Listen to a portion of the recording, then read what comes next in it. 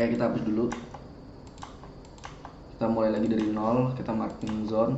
Nah, ini time frame 4 jam ya. Teman-teman perhatiin di time frame 4 jam secara keseluruhan jika teman-teman lihat ini semua skenario market ini teman-teman lihatnya tren apa? Tren bullish, tren bearish atau konsolidasi?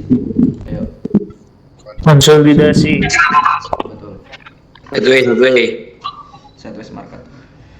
Jadi di time frame 4 jam ini sedang melakukan konsolidasi. Berarti ketika teman-teman tahu ini market konsolidasi, yang teman-teman tarik itu adalah swing high dan swing low. Kita tandain dulu swing high dan swing low-nya ya. Nah, jadi marking market tuh kayak gini. Misal teman-teman mau lihat. Nah, habis itu teman-teman perhatiin di sini. Oh, ini kan kalau teman-teman marking secara internal struktur, ini kan BOS terakhir internal struktur ya. Ini lower low struktur di time frame 1 jam lah ya. Ini lower low terakhir. Nah, berarti kalau teman-teman perhatiin lagi di sini, teman-teman bisa ambil di sini ini adalah internal struktur dari tren dari konsolidasi market internal ya. Internal dia dari bearish menjadi bullish.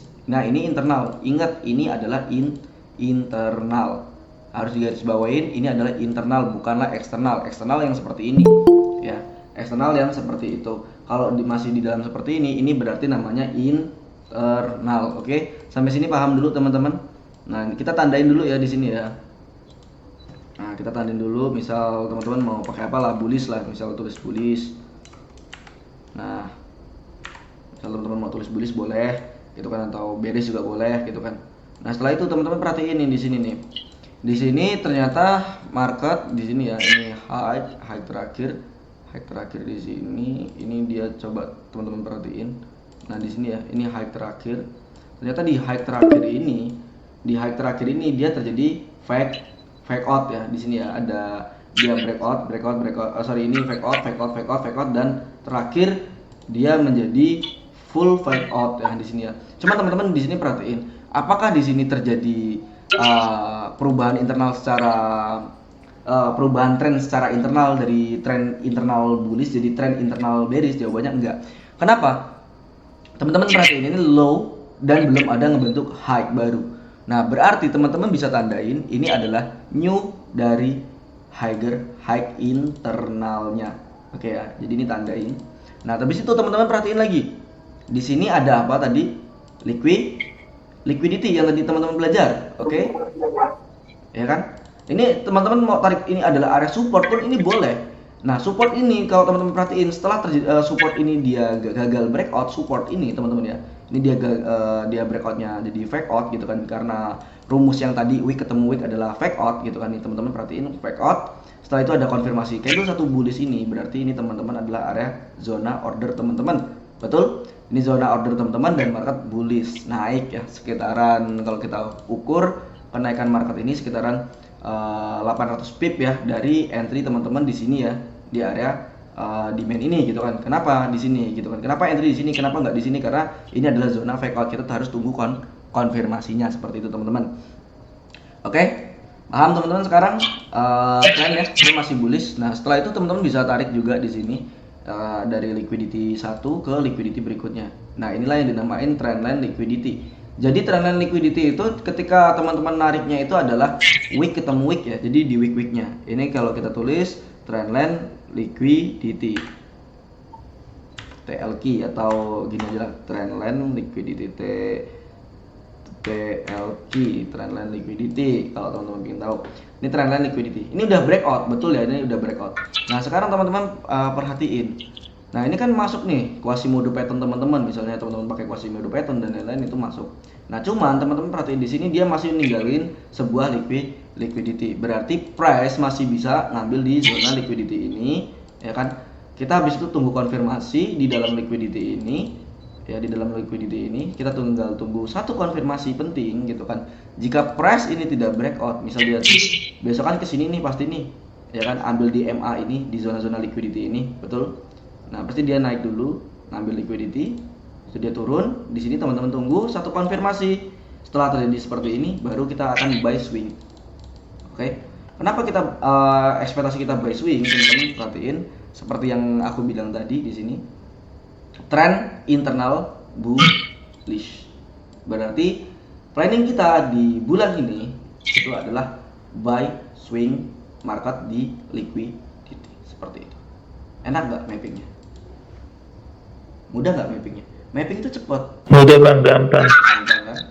Nah, yang susah, yang lama itu belajarnya. Tapi apakah Bang Aldi, aku boleh nggak buy limit di sini? Jawabannya jangan bunuh diri. Tahu maksudnya jangan bunuh diri?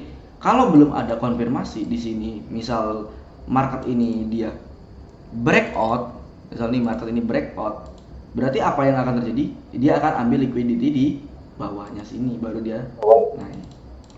Gitu teman-teman. Oke ya. Jadi jika dia ini terjadi fake out, rumus tadi fake out apa? Wick bertemu wick. Itu berarti jadi fake out. Nah, ini adalah rumus pentingnya ya. Ini makanya aku bilang tadi catatan penting. Ini wick plus wick, fake out, wick plus body, breakout. Oke. Simple ya. Jadi kalau ini dia breakout, berarti dia akan ambil liquidity di sini. Berarti teman-teman tinggal cari setup sell. Tapi jika di sini dia di time frame 4 jam ini dia ternyata cuma turun, tidak breakout, berarti kita boleh eksekusi. Seperti yang tadi aku bilang, tunggu satu konfirmasi. Ketika udah terjadi fake out, tunggu satu konfirmasi candle, kita cari zonanya order block untuk eksekusi, ataupun teman-teman bisa gunain support and resistance teman-teman. Seperti itu. Overall good. Gampang, mudah. Teman-teman udah tahu gambaran market besok seperti apa? Udah. Udah. Aman bang, udah bang. Oke, cukup simple ya, simple dan sangat-sangat mudah dipahamin. Ada pertanyaan dari sini untuk mapping market kita? Mudah, Bang Aldi, aku udah nyaman lah. Ya emang cuman gitu dong marking market. Yang lama kan tadi kita belajarnya tadi kan, bener nggak? Yang lama belajarnya tadi udah kemakan 40 menit sendiri belajarnya. Kalau mappingnya cepat. Mas Aldi, Oke, gimana boleh? mau tanya Mas, Boleh. untuk konfirmasinya itu nanti di time frame berapa ya? Nah, misal siapa tadi yang tanya? Mas Budi ya? Misal Mas Budi pakai time frame 4 jam, Mas Budi pakai metodenya apa? Support and resistance atau supply and demand atau apa? Support and resistance. Oke, support and resistance. Misal Mas Budi pakai support and resistance time frame berapa? 4 jam. Misalnya time frame 4 jam. Berarti Mas Budi nunggu time frame 4 jam ini masuk ke sini, ya kan? Satu konfirmasi. Misal candle bullish engulfing ataupun ini, atau teman-teman di sini ini kan ada support, ya kan? New support di sini. Ambil buy. TP1 ada di area sini, atau yang teman-teman taruh di sini sebagai area liquidity, ya. Ini TP1 resisten ini. Kenapa TP-nya di sini? Karena kan tadi kan teman-teman pakai support and resistance ya, berarti TP-nya di resisten. Nah, berarti kalau TP di sini berapa nih yang teman-teman bisa dapetin dari satu setup ini di minggu ini? Sekitaran 1000 pip. Berarti kalau teman-teman entry 0,10, teman-teman dapat 1000 dolar. Jika teman-teman entry satu lot, berarti teman-teman dapat 10.000 dolar. Oke? Simple seperti itu. Siap Mas. Oke.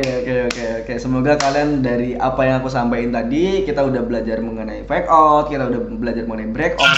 Semoga metode trading teman-teman bisa lebih sempurna lagi. Itu harapan aku, agar metode trading yang kalian pakai, kalian nggak perlu kalian belajar lagi metode yang banyak, tapi kalian cukup fokuskan metode kalian dan ditambah itu tadi apa? Liquidity. Agar apa? Agar metode teman-teman lebih sempurna. Ya, dan win rate-nya jauh lebih besar kayak gitu ya.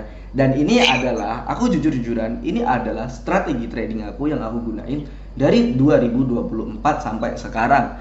Mungkin dulu aku masih banyak SL TP, win rate aku juga masih kecil, tapi sekarang alhamdulillah dari 2024 sampai sekarang RR kita lebih baik dengan adanya liquidity tersebut gitu teman-teman. Dan kenapa aku kasih ke teman-teman liquidity ini, jujur aku dulu juga mulai dari nol, aku juga nggak punya modal yang besar dari trading. Jujur ya, aku jujur banget, aku nggak punya modal yang besar. Mungkin Bro Daya juga tahu, dan teman-teman yang ngikutin aku dari lama juga tahu. Aku naik-naiknya baru 2024, di mana aku flip akun trading aku dari 1000 dolar jadi 600.000 dolar. Disitulah baru aku punya modal yang besar, dan itu semua berkat liquidity yang kita pelajarin ini, gitu sih. Oke, thank you. Thanks bro, buat- mau berbagi. buat teman-teman semua yang udah berpartisipasi di malam ini. Semoga kalian bisa jadi the next Aldi Raja berikutnya. Kalian bisa ubah modal trading kalian. Klipnya berapa tadi, Bang? Klipnya? $100 lagi. See you guys. Oke, thank you.